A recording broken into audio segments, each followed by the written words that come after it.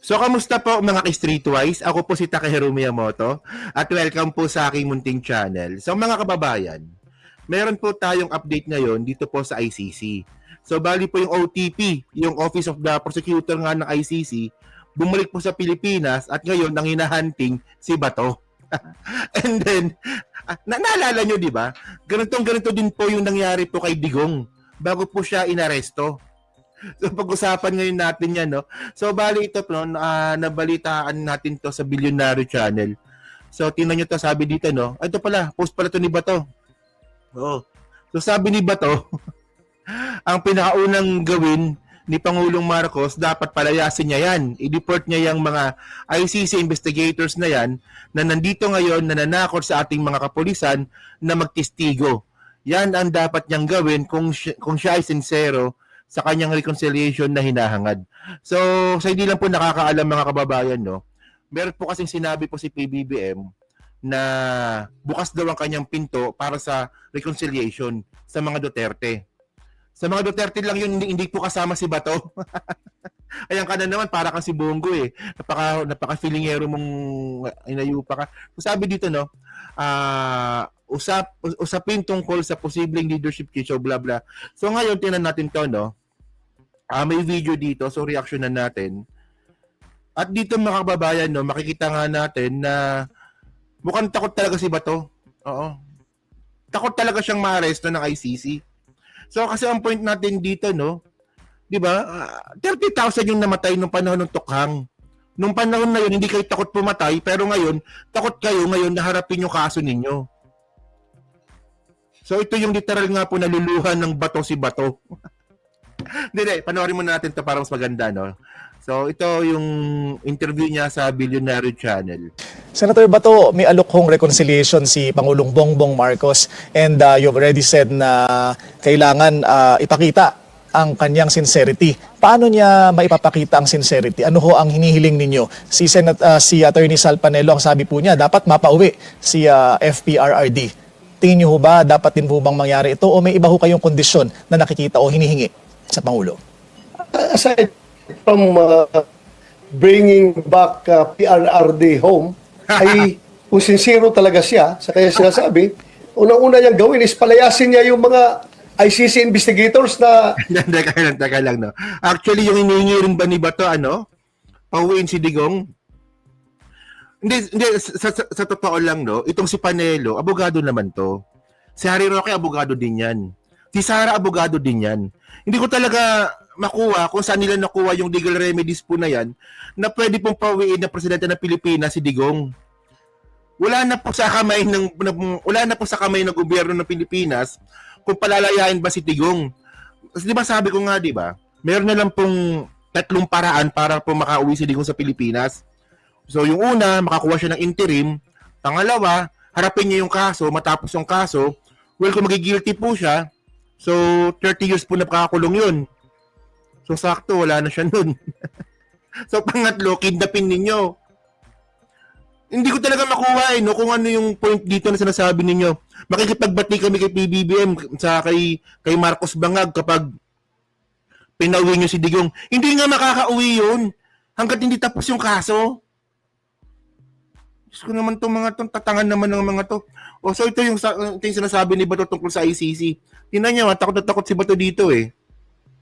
Bringing back PRRD home, ay kung sincero talaga siya sa kanya sinasabi, unang-una niyang gawin is palayasin niya yung mga ICC investigators na andyan ngayon sa mga hotel diyan sa Pasay na nananakot sa mga retired na mga pulis na pinipilit nila na mag-sign ng affidavit na ididiin kami ni Pangulong Duterte. Otherwise, sila daw ang ididiin, yung mga pulis na nagtatawag nila. Anong dinidiin? Walang yan. Tumay namatay nga, di ba? Alam nyo kasi yung word na dinidiin. Well, para sa akin, pag sinabi mo dinidiin, wala kang kasalanan, dinidiin ka. Pumatay nga kayo ng tao, 30,000 nga daw. Oh, so iba yun. Ano ba? Tingnan nyo, binoto nyo to. Alam nyo, no, kaya ayoko manalo si Bato. Gagamitin niya lang po talaga yung kanyang privilege, no? Pati yung immunity niya sa loob po ng Senado para hindi po siya arrestuin ng ICC. Kasi once po na bumagsak po yung arrest warrant ng ICC, pwede po magtago si Bato sa loob po ng Senado kasi meron siyang immunity doon. Ito, alam nyo, no, pagkatapos pumatay ng tao ngayon pa victim, so biktima ka ngayon, ay nung lumalabas, dinidiin ka. Walang yan to, no? O sige, sabihin na nga natin hindi 30,000, anong sabi ng police? O nung PNP, 8,000. So hindi 30,000, 8,000. Sige. Sa mga retired na mga pulis na pinipilit nila na mag-sign ng affidavit na ididiin kami ni Pangulong Duterte. Otherwise, sila daw ang ididiin, yung mga pulis na nagtatawag nila. So dapat, kung sisiro na, itaguyod niya yung at tayuan niya yung kanyang sinasabi na wala ng jurisdiction ang ICC dito sa ating bansa.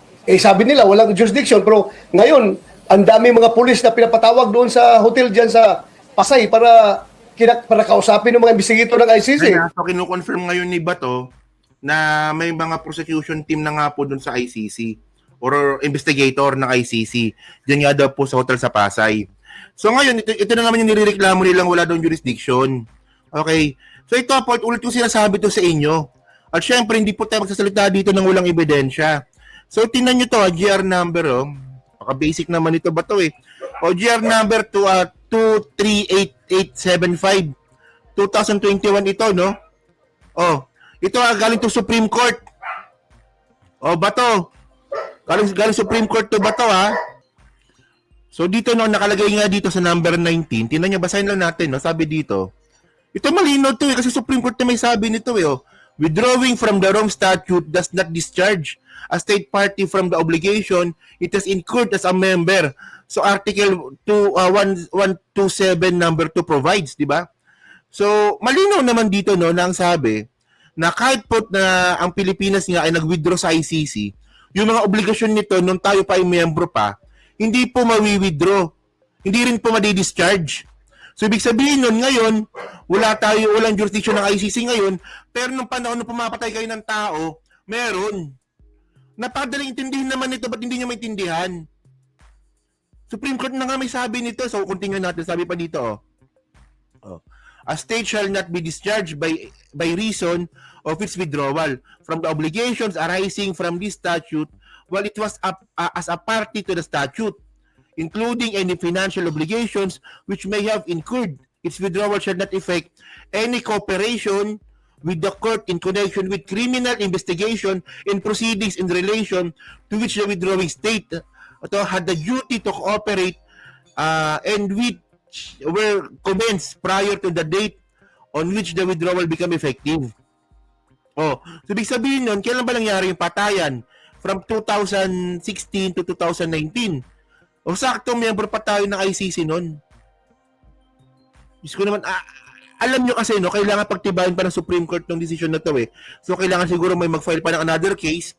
Kasi ito kasi tawag kasi dito, ano ba tawag dito? Pre-delicto ata tawag dito eh. Yung sa parte ng Supreme Court, no? Yung parte ng decision ng Supreme Court. So, ito opinion to ng Supreme Court. So, kailangan na lang siguro pagtibayin ito as a court decision. So, sakto, no, meron silang final na kaso nung nakaraang buwan ata yun.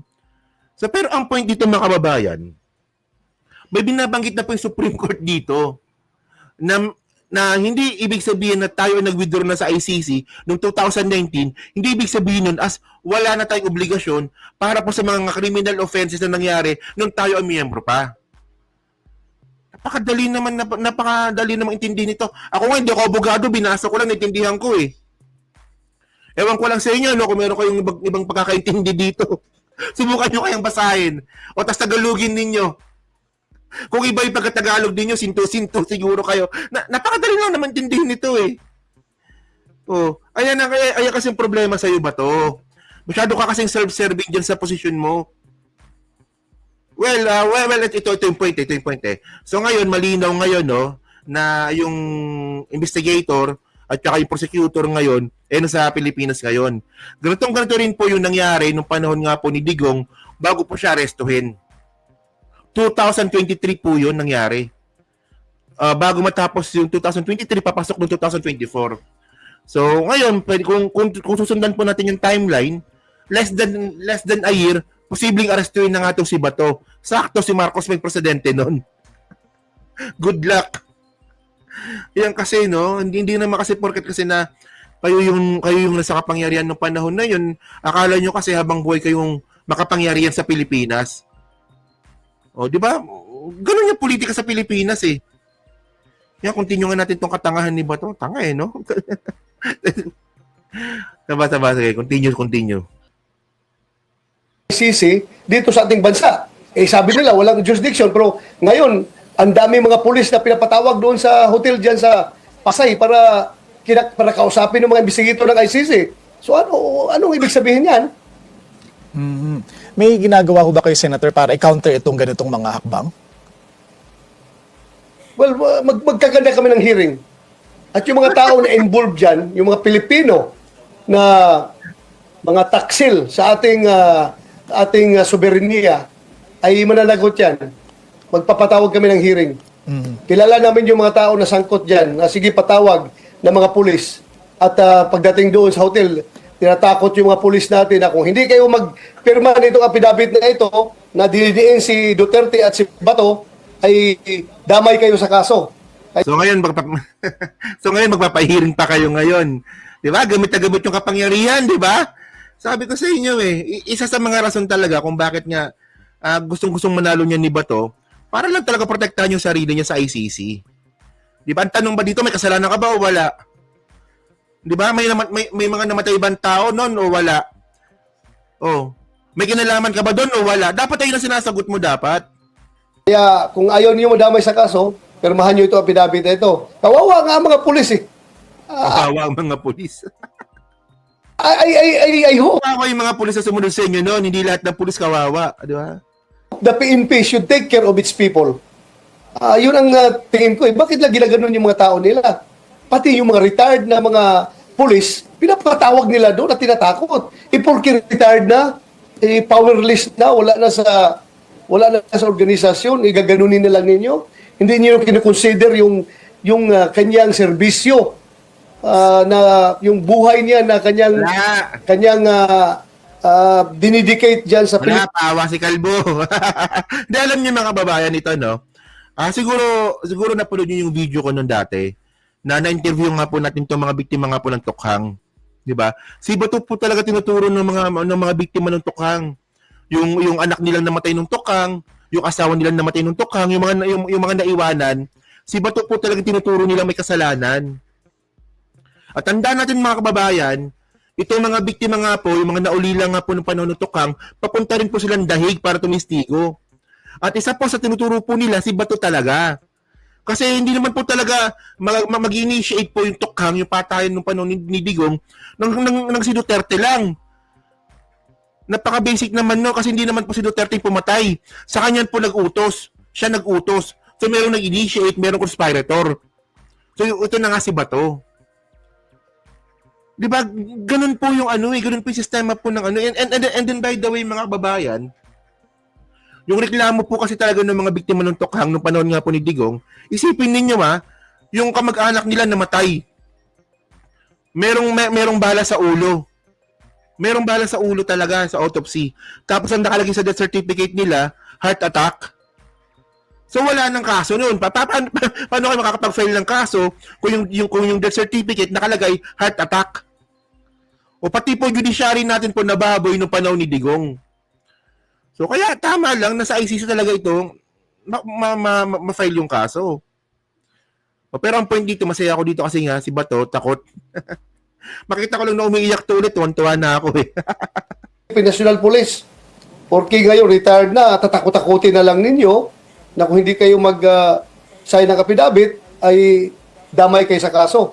Ang daming pulis na pinapatawag nila. Yung mga ICC na yan, namimihasa yan dahil masyadong malakas yung kooperasyon na pinapakita ng PNP mismo at ng gobyernong ito. So, how come? Sabi nila, hindi na tayo under sa ICC. Wala na jurisdiction ng ICC sa atin. Napilitan lang ko nung... Tama na yan, papaawa ka naman. Teka lang, iyak tayo.